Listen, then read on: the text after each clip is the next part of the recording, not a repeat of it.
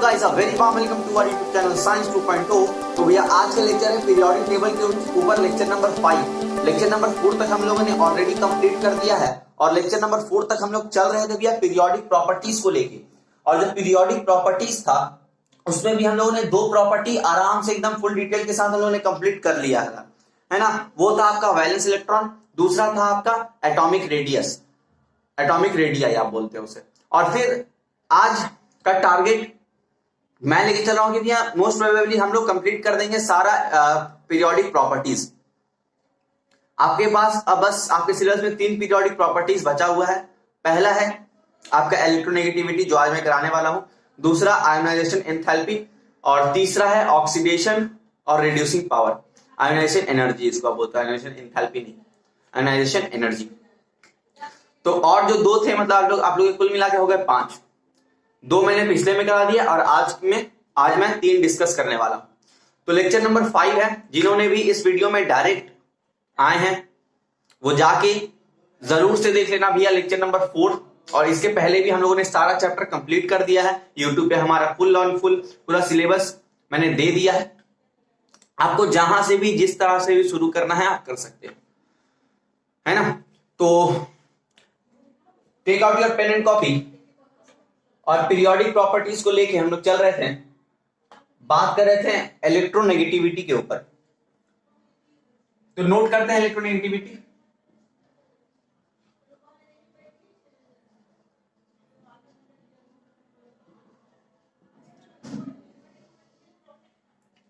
तो ये इलेक्ट्रोनेगेटिविटी होता क्या है, इसका मैं डेफिनेशन लिखूंगा और उसी से आप लोगों को समझ में आएगा। ऐसे मैं बतला रहा हूं, अगर मैं डेफिनेशन रीड कर रहा हूं, it is defined as the relative power. ये एक रिलेटिव पावर है to attract the bonded pair of electron towards itself within the molecule. इसका लिखता है फिर मतलब समझेंगे।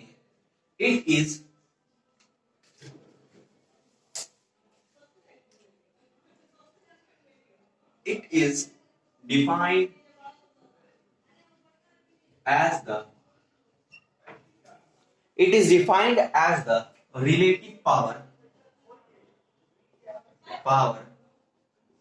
or tendency। मतलब आप यहां दोनों लिख सकते हो, it is defined as a tendency और it is defined as the relative power to attract most loosely bonded electron, most loosely bonded pair of electron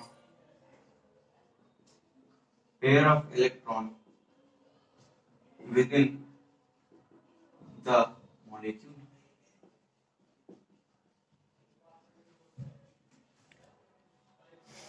तो ये डेफिनेशन एकदम क्लियर हो जाना चाहिए।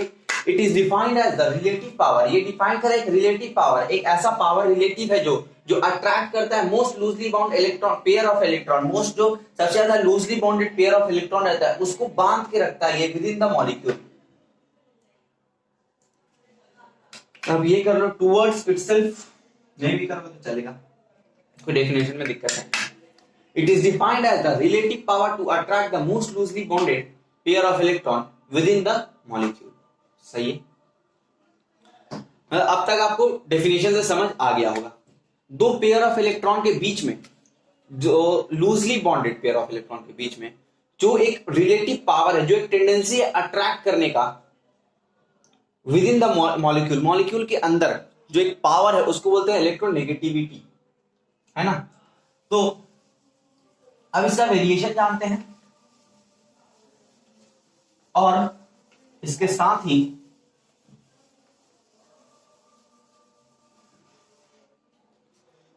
जानते हैं अपना वेरिएशन। और उसके बाद हम लोग एक पहले डायग्राम करते हैं, है ना। मैं 2 ऊपर का एलिमेंट छोड़ रहा हूं, वो है हाइड्रोजन हीलियम। डायरेक्ट बात करेंगे हम लोग लिथियम से लेके फ्लोरीन तक। मैं बार बार बता रहा हूं, हम लोग इनर्ट गैस को नहीं लेते हैं। इनर्ट गैस एक भैया इनर्ट आदमी है, एक नोबल आदमी है, कोई लेन देन नहीं करता है, इसमें किसी भी प्रकार का कोई भी प्रॉपर्टी नहीं है। तो हम लोग जब भी डिस्कस करेंगे पीरियोडिक प्रॉपर्टीज को लेके, तो group number 18 modern periodic table का ग्रुप नंबर 18 हम लोग छोड़ के डिस्कस करेंगे, है ना। तो करते हैं। पहला क्या था? लिथियम। पहला लिथियम, फिर सोडियम, पोटेशियम, यहां आता है lithium, beryllium, boron, carbon, oxygen, nitrogen, fluorine. ठीक है, कोई दिक्कत नहीं, है ना। पोटेशियम के बाद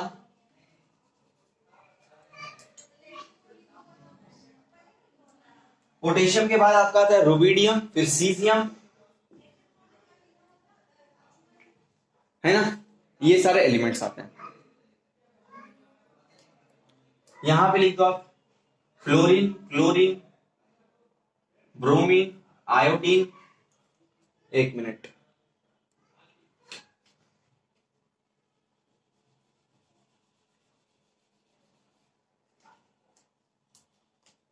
क्लोरीन इसके ठीक सामने, ब्रोमीन, आयोडीन और आपका ये, तो क्लोरीन, ब्रोमीन, आयोडीन और ये आपका आएगा यहाँ पे।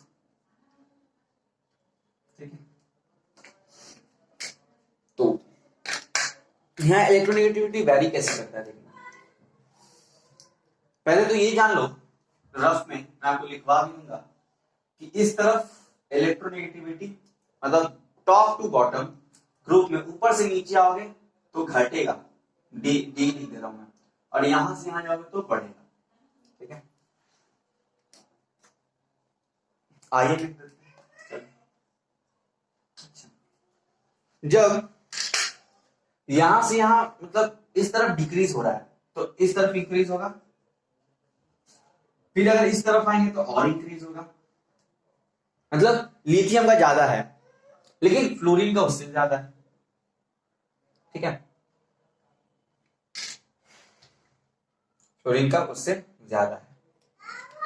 अच्छा, इसका मतलब क्या होगा? इलेक्ट्रोनेगेटिविटी इसका ज्यादा है, इलेक्ट्रोनेगेटिविटी इसका सबसे कम है, या फिर आप ऑपोजिट बोल दो, इसका इलेक्ट्रोपॉजिटिविटी जो है वो सबसे कम है। इलेक्ट्रोपॉजिटिविटी क्या होगा? ठीक उल्टा, हम लोग इलेक्ट्रोनेगेटिविटी पढ़ रहे थे, इलेक्ट्रोपॉजिटिविटी ऐसा होगा, है ना।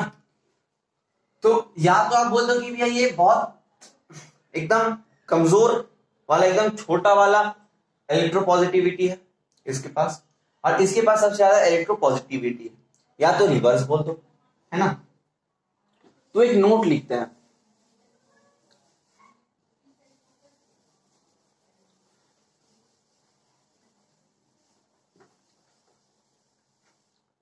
नोट है, नोट पे क्या लिख सकते हैं? The most electro negative element is fluorine, या फिर आप सिंबल लिख लो F। Second, the most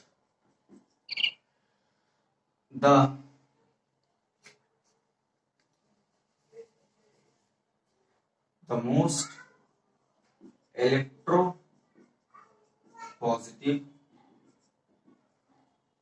element is cesium, CS। यही होता है ना, ये सीजियम है।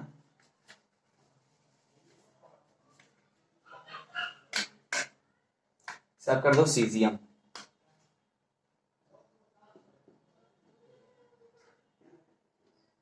ये फ्लोरीन आपका, ठीक है। तो इससे भी एक नोट मिल गया। अच्छा, पता सबसे ज्यादा इलेक्ट्रोनेगेटिविटी फ्लोरीन के पास है, ये बात तो है। उससे कम O के पास होगा और उससे कम N के पास होगा, ठीक है। इसके बाद का इलेक्ट्रोनेगेटिविटी मैटर नहीं करता है।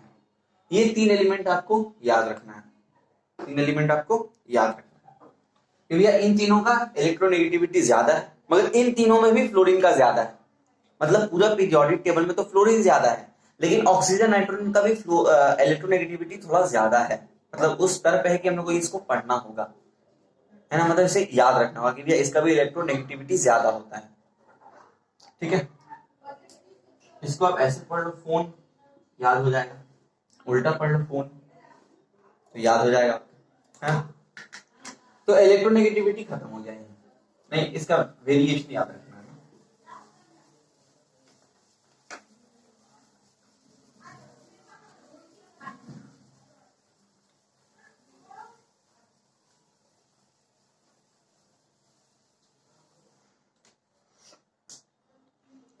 डालना है डी वेरिएशन,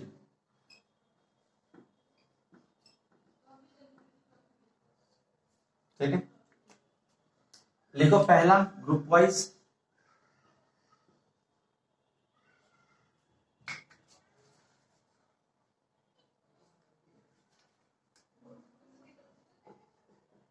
वाइज क्या लिखेंगे हम लोग, from top to bottom the electronegativity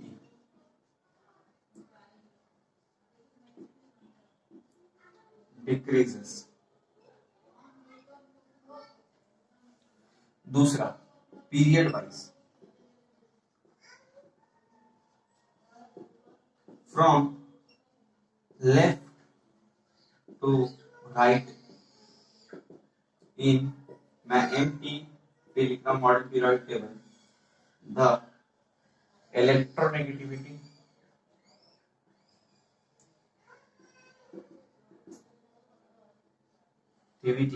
increases. यहाँ इलेक्ट्रोनेगेटिविटी घटता है, यहाँ इलेक्ट्रोनेगेटिविटी बढ़ता है, ये याद रखना है। तो मेरे को समझाना है, ऐसा नहीं ग्रुप से नीचे आओगे तो देख ही सकते हो आप, लिथियम का 3 है, सोडियम का सीधे 11 है, और इसका क्या था, बांध के रखने वाला इलेक्ट्रोनेगेटिविटी, मतलब जगड़ के एक जगह, तो इसका 2 1 इलेक्ट्रॉनिक कन्फिगरेशन का 2 1 8, तो इसका तो कम ही। इस तरह बात है, जैसे हाइड्रोजन या मैंने 1, तो इसका देखो फर्स्ट सेल में ही खत्म हो जा रहा है। हीलियम का भी यहाँ फर्स्ट सेल में 2 इलेक्ट्रॉन है, तो हीलियम का भी फर्स्ट सेल में खत्म हो जा रहा है 2 इलेक्ट्रॉन के लिए, है ना। तो इसका मतलब इस तरफ इंक्रीज हो रहा है, मतलब इलेक्ट्रॉन बढ़ेगा ना, तो इलेक्ट्रोनेगेटिविटी टान के रखे एक तरफ, मतलब देखो, तो देख ही पा रहे हो, मतलब लिथियम से आया सोडियम, तो इसका नंबर ऑफ शेल्स बढ़ा, टेंडेंसी कम हुआ, थोड़ा दूर हो गया ऑर्बिट से, और इसका देखो भैया ऑर्बिट सेम है ना, तो इस तरफ इंक्रीज करेगा, जिस तरफ इस तरफ बढ़ोगे तो, और इस तरफ डिक्रीज करेगा। तो इलेक्ट्रोनेगेटिविटी खत्म करते हैं इसी के साथ, और आते हैं ionisation energy.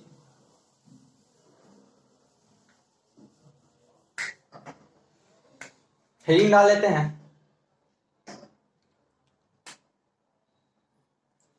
Ionisation energy.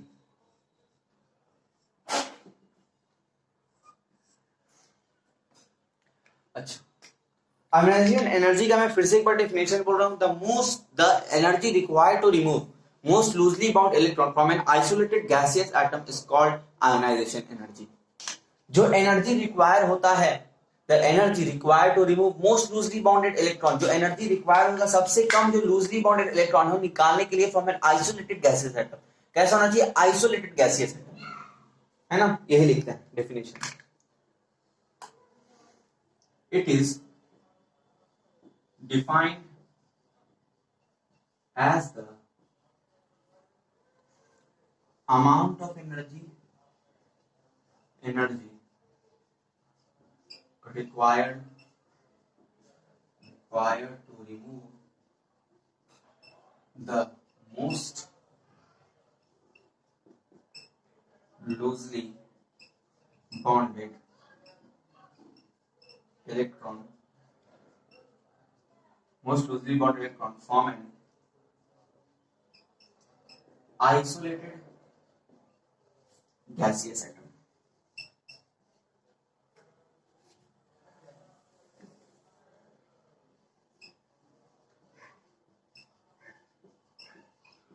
Isolated gaseous atom से जितना एनर्जी रिक्वायर होगा रिमूव करने के लिए मोस्ट लूजली बॉन्ड इलेक्ट्रॉन देखो जो मैंने बोला भैया वही मैंने डेफिनेशन पे लिख डाला, है ना। तो आप लोग को भी डेफिनेशन मत ना रट के आप लोगों को समझने पे थोड़ा जोर देना होगा।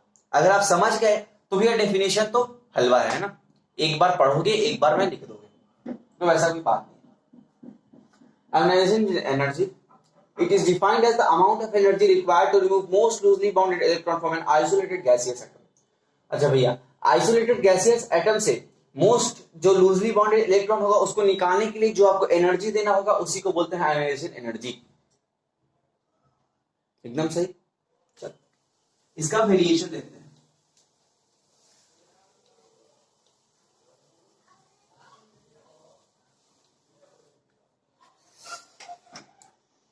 ये इस तरफ बढ़ता है, ये एक नोट कर लो, इंक्रीजेस, और इस तरफ आने से घटता है, डिक्रीजेस। ठीक है, ये नोट कर लो एक साइड में।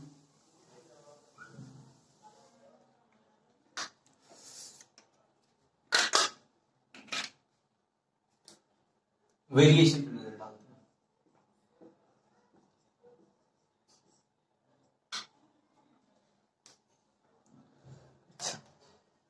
पहला group wise,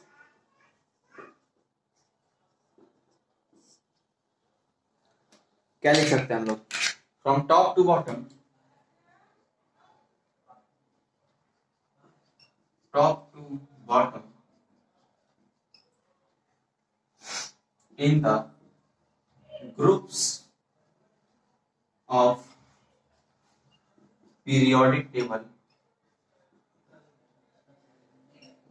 in the groups of periodic table, अभी लिख दो modern periodic table, ionization energy decreases. फिर बात करते चलो इसी तरह से period wise, from left to right,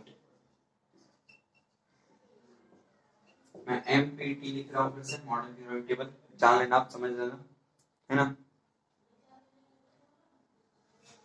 from left to right in modern periodic table, ionization मैं आई लिख रहा हूं, ठीक है, ये आई आयोनाइजेशन एनर्जी इंक्रीजेस, है ना। लेफ्ट से राइट चलेंगे तो आयोनाइजेशन एनर्जी बढ़ता है इस तरफ।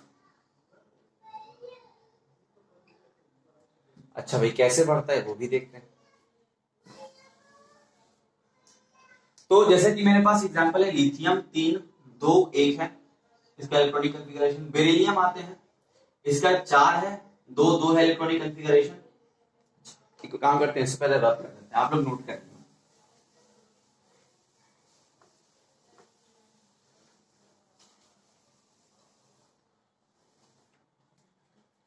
ठीक है, बात करते हैं लिथियम 3 2 1, सोडियम 11 2 8 1, ठीक है। और फिर इस तरफ आते हैं तो आपका है लिथियम हो गया, बेरिलियम 4 2 2, फिर आया बोरॉन 2 3, बस इतना ही रखते हैं एग्जाम्पल के लिए, इतना काफी है। इसका अगर हम लोग बनाते हैं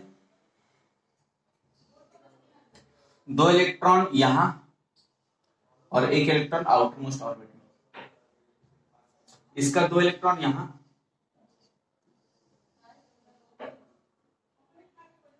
तो इसका यहां 2, यहां मैं न्यूक्लियस नहीं ड्रॉ कर रहा हूं, सिर्फ मुझे अभी ऑर्बिट से मतलब है, ठीक है। सोडियम का तो सभी को आता होगा, ये तो पता है कि हर एक शेल में कैसे फाइंड करते कितना नंबर ऑफ इलेक्ट्रॉन होगा, 2n स्क्वायर फाइंड निकाला जाता है, ये भोर ने दिया था। यहाँ पे n 1 का 1 पुट करो तो 2, पहला शेल में 1, वो पहला शेल में ये n का वैल्यू आपका शेल रिप्रेजेंट करता है, 1 रखोगे देखो 2 आया, पहला में 2 रख सकते हैं, फिर 8 18 करके ऐसा है ना। इसके करते हैं 2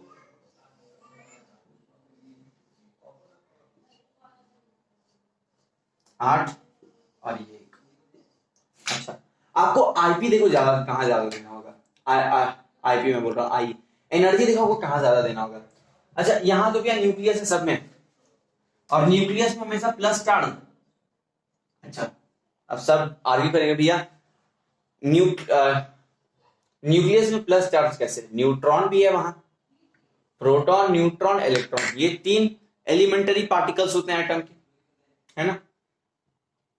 तो यहां प्लस चार्ज कैसे, अच्छा न्यूट्रॉन तो भैया न्यूट्रल है, न्यूट्रॉन में किसी भी तरह का कोई भी चार्ज नहीं है, वो न्यूट्रल है, तो बचा क्या प्लस चार्ज।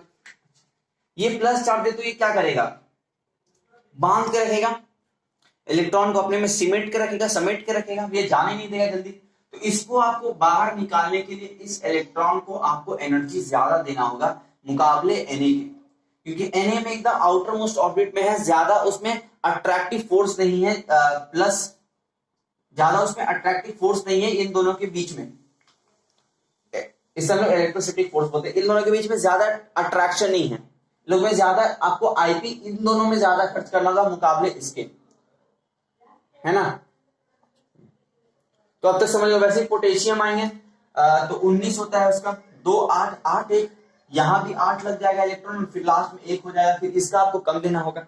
तो जैसे Na के मुकाबले, क्योंकि Na में तो क्लोज है इलेक्ट्रॉन, और पोटेशियम में आपके पास दूर हो गया इलेक्ट्रॉन, है ना।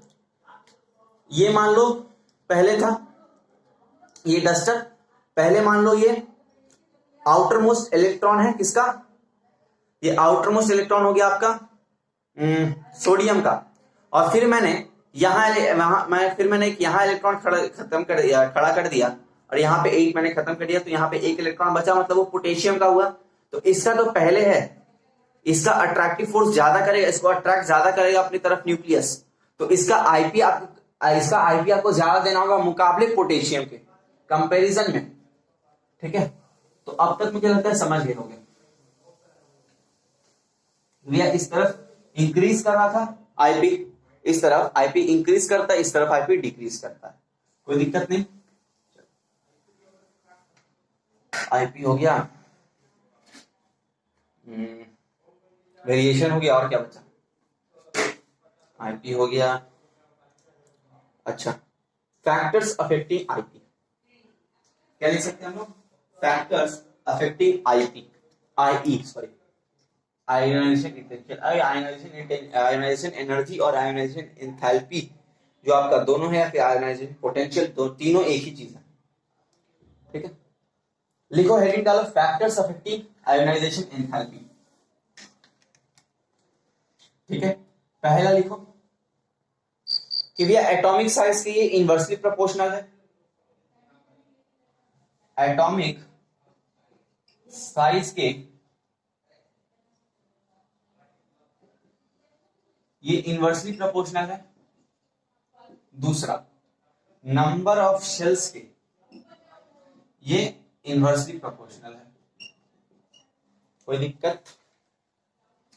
अच्छा, तीसरा, न्यूक्लियर चार्ज के ये डायरेक्टली प्रोपोर्शनल है, आई, है ना। न्यूक्लियर चार्ज बढ़ रहा था, देख रहे थे, न्यूक्लियस चार्ज बढ़ रहा था, तो आई आपका बढ़ रहा था। अच्छा, मुझे जहां तक लगता है ना, अभी तक आप लोगों को चमका नहीं होगा, एक बार मैं फिर चमकाता हूं।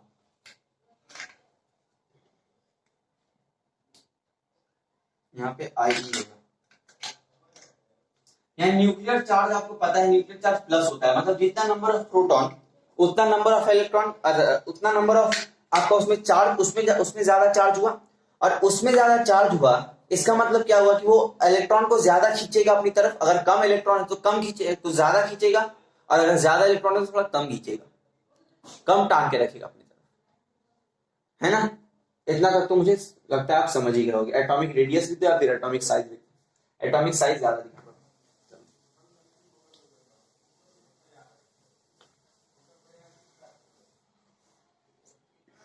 है। एक नोट लिखना है,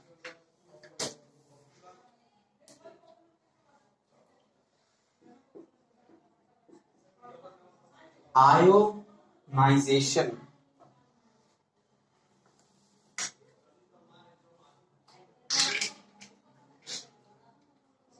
आयोनाइजेशन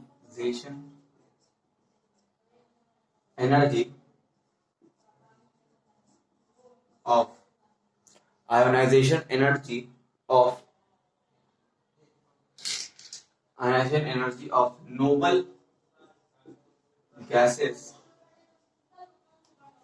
is highest. इसका हम लोगों ने हाईएस्ट क्यों बोला वो भी एक्सप्लेन करते हैं। पहले से आप नोट्स लिख लीजिए। नोट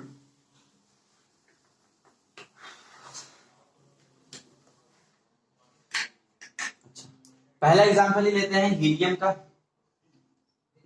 इसके बाहर में 2 इलेक्ट्रॉन है, ये एकदम फुलफिल है।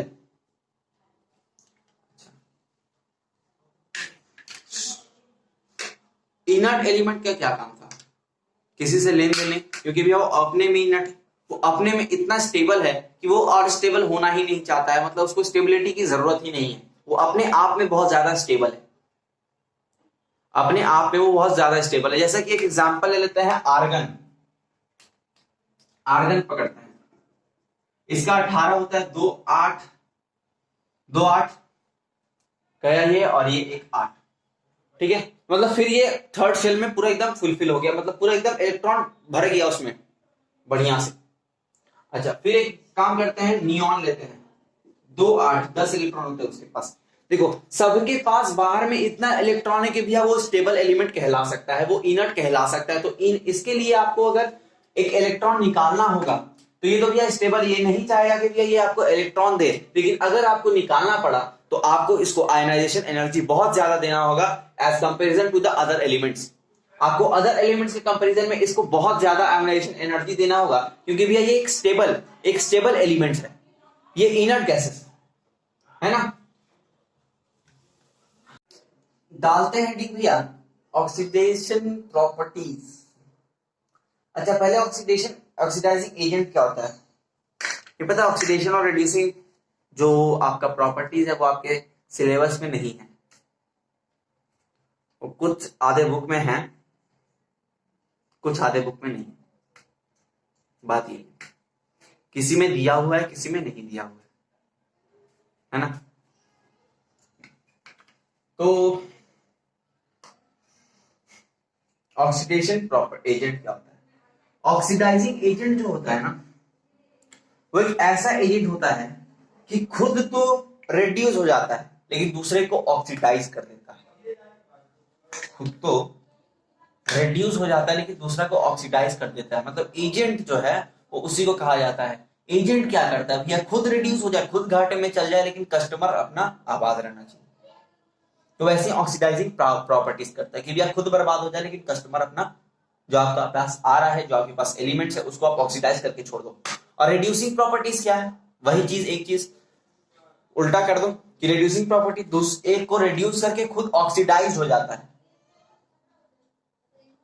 वो हम लोग के ह्यूमन की तरह है कि भैया हम खुद सफल हो जाए बाकी बर्बाद हो जाए, है ना, यही है। तो रिड्यूसिंग प्रॉपर्टी और ऑक्सीडाइजिंग प्रॉपर्टी कुछ ऐसा ही है। ऑक्सीडाइजिंग प्रॉपर्टी क्या होगा, इस तरफ ऑक्सीडाइज करेगा और इस तरफ घटेगा। बस आप ये नोट कर लो, इस तरफ इंक्रीजेस, इस तरफ डिक्रीजेस, है ना।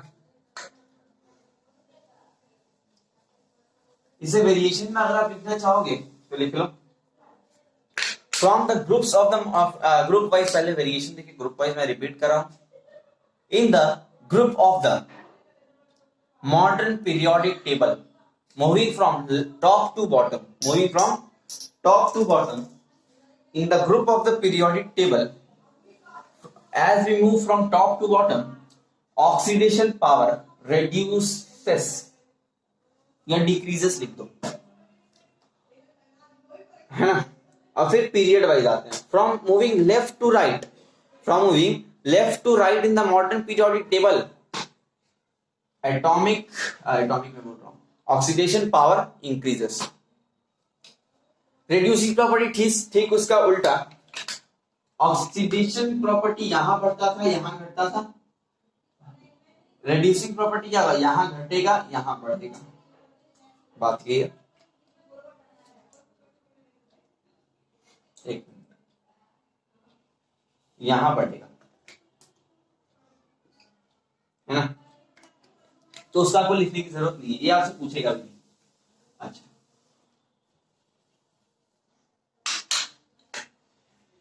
तो आज का जो लेक्चर है वो पीरियोडिक प्रॉपर्टीज के लेके पूरा आज खत्म हो गया।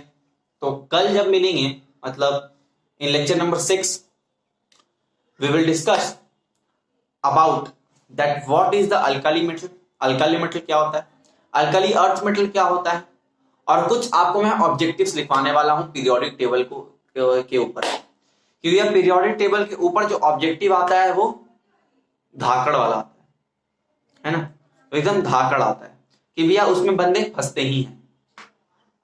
तो एक उसी में मतलब अगले लेक्चर में जो होगा, लेक्चर नंबर 6, जिसमें मैं एकदम आपको बतला दूंगा कि भैया ऑब्जेक्टिव्स क्या है जो आप छोड़ के आ जाए, ऑब्जेक्टिव्स, है ना। तो आज का जो लेक्चर है यही एंड कर रहा हूं। तो अगर आपको ये वीडियो पसंद आया है तो लाइक जरूर से करते जाना, और सब्सक्राइब आपको करना ही चाहिए इस पर्टिकुलर चैनल को, क्योंकि अगर आपने अब तक इस चैनल को सब्सक्राइब नहीं किया है तो आप बहुत बड़ा मिस्टेक कर रहे हो। अभी जाके सब्सक्राइब करो, ताकि आपको आने वाले कुछ दिनों में जो यहाँ पे मैं मॉक टेस्ट दूं, जो यहाँ पे मैं डीपीपी सेशन लूं, और तमाम लेक्चर्स जो होने वाले हैं वो आप अटेंड कर पाओ, है ना, वो आपके पास नोटिफिकेशन आ जाए, ताकि आप टाइम टू टाइम अपना सिलेबस कंप्लीट कर लो।